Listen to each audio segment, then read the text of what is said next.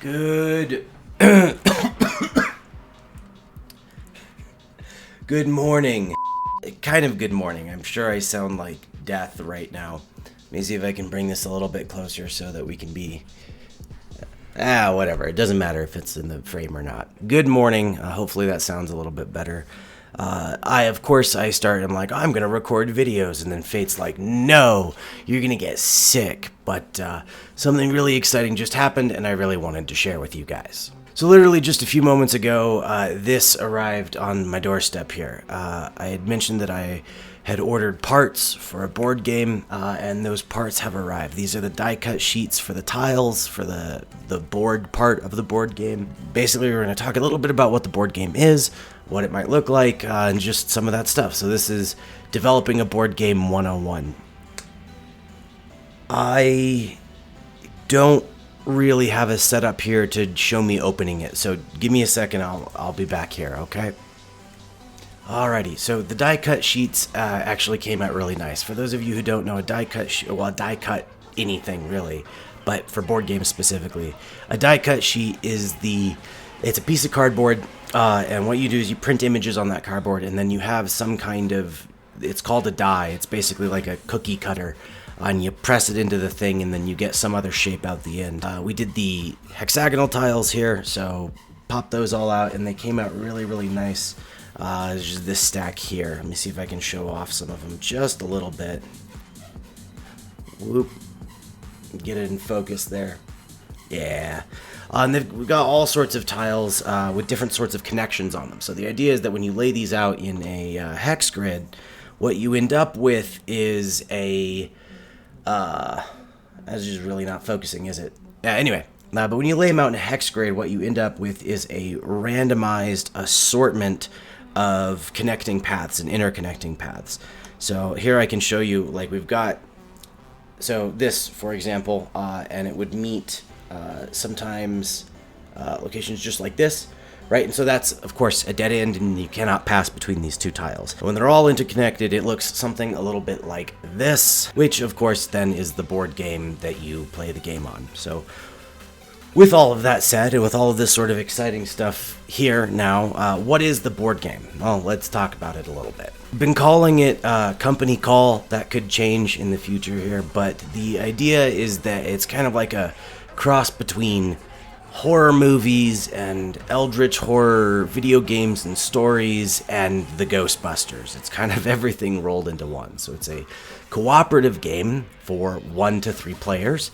Something you might think of as like maybe Pandemic or the, what's the studio that makes the Dark Souls and Bloodborne games? Anyway, those guys, that sort of thing. You versus the game with either just yourself or a couple of friends. Some initial design goals of the game were that I don't like 12-hour-long board games. I understand the appeal of them, but they're not for me. I wanted to have a board game that was relatively short to play, so we kept the playtime under 30 minutes. Pardon. Playtime under 30 minutes, but the idea is that there is a persistence to the game. So what you do in one game can potentially carry over to the next game. So it's a short playtime, but if you wanted to play it for multiple hours and multiple rounds in a row, you could do so. And part of what that means as well is not only that the pieces and everything is manufactured in such a way that you can keep track from game to game what has been going on, but also that the game itself is different enough and changing enough that it could be exciting from game to game. So then, the plot and the premise in a nutshell. You are a hunter employed by the company. Whenever an evil demon monster horrible thing starts rampaging somewhere, that place gives the company a call. The company contracts you as a mercenary, they give you your assignment, and you go out to deal with the problem. So literally Ghostbusters. The thing is that when you arrive, usually in these towns, the towns are not empty, they're filled with innocent civilians, and it's your job to both deal with the monster and protect the innocent civilians, and that's not always easy to do. Part of what makes it really, really cool, and part of just the diversity of the game in general, is the monsters. So there's, just as an example of one of the monsters we have, there's a really fun opening movie scene in a movie you might have heard of. It's called A Quiet Place. It looks kind of like this.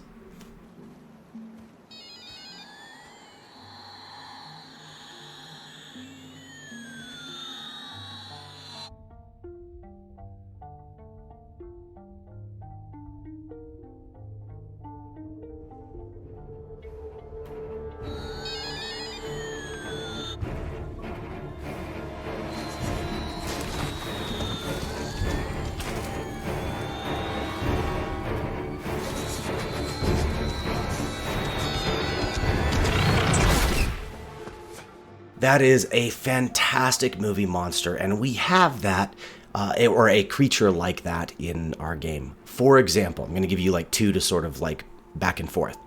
So that particular monster is called the Stygia.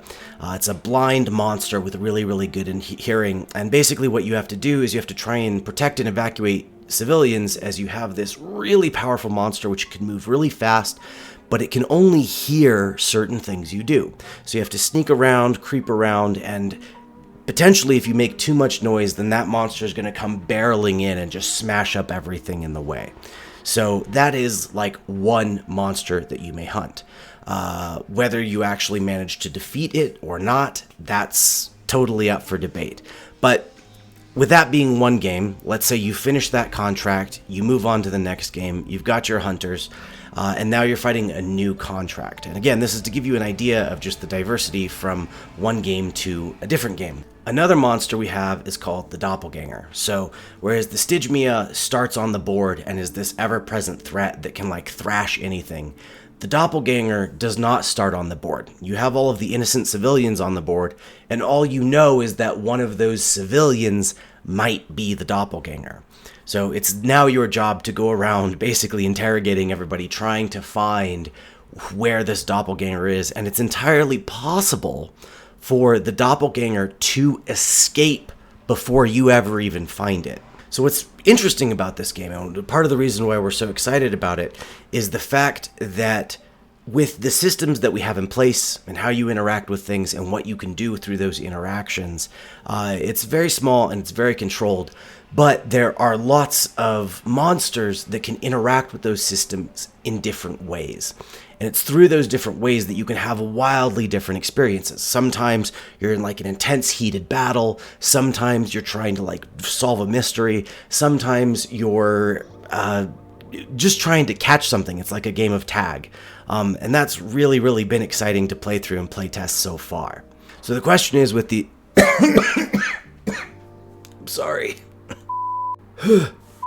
So the question is, with these tiles that have come in, where are we at? What is next? And how, like, what is the plan? Basically, all of the core systems of this game are in place. That means just the core interactions of like, this is the thing that you do, this is how the system works. They're all in place already. The problem with this game is that it involves a lot of what you might call magic numbers in programming. And magic numbers are just numbers where the value is kind of the thing that you have to feel out, right? So like, for example, say we have a weapon and that weapon costs 6 monies, okay? Why does it cost 6 monies? I don't know, we needed to cost something to begin with. 6 monies may be about the right amount. It may be way too expensive. It may be way too cheap. We don't know. There's a lot of magic numbers that need to be sorted out in this game, and then the practical application of actually putting the pieces together. So, as a different thing, all we've played with so far is when we hand cut out and hand labeled and hand drew all of these tiles. This is the first chance we're going to have to actually play with the tiles as actual pieces and things that aren't sliding everywhere and causing a ruckus, right? So we've got balancing to do in terms of all of the magic numbers in the game, plus testing out now more concrete pieces and whether or not the actual tactical, physical nature of the game is going to be enjoyable. Because if it's not fun to interact or play with the pieces, then that is like a really important part of the aesthetic of the game that just is gross, and I don't want that. So from here, the next goal is basically to just do a whole lot of playtesting and try and figure out what those magic numbers are at. Once we're good with that, we're going to order like sort of the next salvo of parts that are like sort of temporary parts. We're going to play with those and start working on the feel of them. And then after that is just the finalized art. And that's it, amazingly, which is kind of mind-boggling. It's one of the reasons why making a board game is, in a way, is a lot easier than making a video game. Is if you want to change something, you just change it, and then it's done immediately. You don't have to, like, reprogram and trouble. I'm so sorry about how I am right now. This does not feel good. Anyway, the point I was trying to make is that we just need to do a little bit more playtesting, figure out some balancing issues, and then basically do the final art, and then we can probably order a finished copy of the game. I'll be keeping you guys sort of updated on each part as we move along, and I'm excited to. But yeah, that's pretty much all that is left, and then we can order like a full version of this game. We'll probably order it from the same people we ordered these from, and just have them deliver like an actual wrapped box with all of the components in it, which would be super duper cool. And at that point, all that'll really be left is to go through and see what will happen if we make like a Kickstarter or something like that, and actually try and make a print run of however many copies of stuff. It's a really exciting game. Some other little stats I can tell you just before I take off, because this is supposed to be just a quick little update, and I realize I'm rambling, is we're going to have a total of, to start, the initial goal is to have 3 hunters, so 3 playable characters that you can play, 5 different monsters, bearing in mind that those are 5 radically different monsters, and then, of course, there's just the core rules and sets for the game.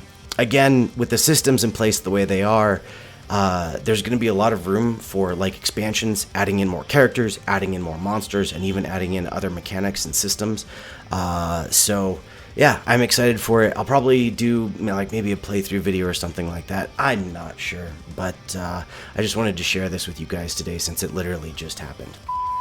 Of course, again, I know it's been a while, but there actually is a Discord if you guys want to jump in and talk and chat and hang out with stuff like that. And then, most of all, a big thank you to my adventurers on Patreon. I have a Patreon, if you didn't know, and it's appreciated now more than ever. So big shout out to my adventurers. Thank you so much. The plan was to do videos, which we're doing now. Board game, which I just showed you, and then the next video game thing that we're addressing, that's going to be in the next couple days. So thank you guys for being patient with me. I hope you come and hang out. Consider checking out the Patreon if you can and have time. And otherwise, I want you to guys please get some sleep, get some rest, and I will see you guys in the morning. Take care.